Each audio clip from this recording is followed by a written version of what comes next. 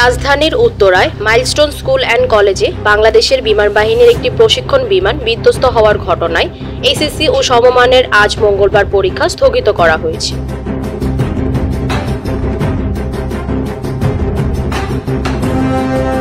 ঘটনায় প্রাণ হারিয়েছেন অন্তত ২২ জন এবং আহত হয়েছেন আরও ১.৫ শতাধিক। আজ মঙ্গলবার সকাল ৭:১৫টার দিকে অন্তর্বর্তী সরকারের প্রধান উপদেষ্টা প্রেস সচিব শফিকুল আলম পরীক্ষা স্থগিতের বিষয়টি নিশ্চিত করেছেন। নিজের ভেরিফাইড ফেসবুক অ্যাকাউন্টের এক পোস্টে তিনি লেখেন, আজকের এসএসসি পরীক্ষা স্থগিত করা হয়েছে। শিক্ষা উপদেষ্টা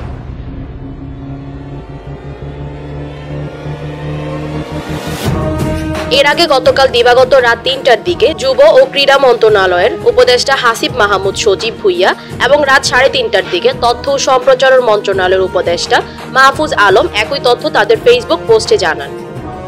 তথ্য ও সম্প্রচার মন্ত্রণালয়ের জনসংযোগ কর্মকর্তা মোহাম্মদ মামুনুর রশিদ খান বলেন, আজকের সব এসএসসি ও সমমানের পরীক্ষা স্থগিত করা হয়েছে। এদিকে বিমান বিধ্বস্তে হতাহতের ঘটনায় আজ মঙ্গলবার একদিনের রাষ্ট্রীয় শোক ঘোষণা করেছে সরকার। শিক্ষা প্রতিষ্ঠান ও সরকারি বেসরকারি দপ্তরে জাতীয় পতাকা অর্ধনমিত রাখা হয়েছে।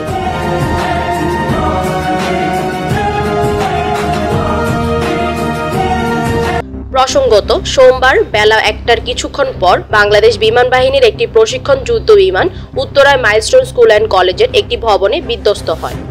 দুর্ঘটনার সময় প্রতিষ্ঠানটিতে শিক্ষক, শিক্ষার্থী ও অভিভাবকরা উপস্থিত ছিলেন। হঠাৎ করে এই দুর্ঘটনায় পুরো এলাকা থমকে যায়। দুর্ঘটনার কারণ অনুসন্ধানে একটি তদন্ত কমিটি গঠন করা হয়েছে এবং আহতদের ঢাকা সহ বিভিন্ন হাসপাতালে চিকিৎসা দেওয়া হচ্ছে।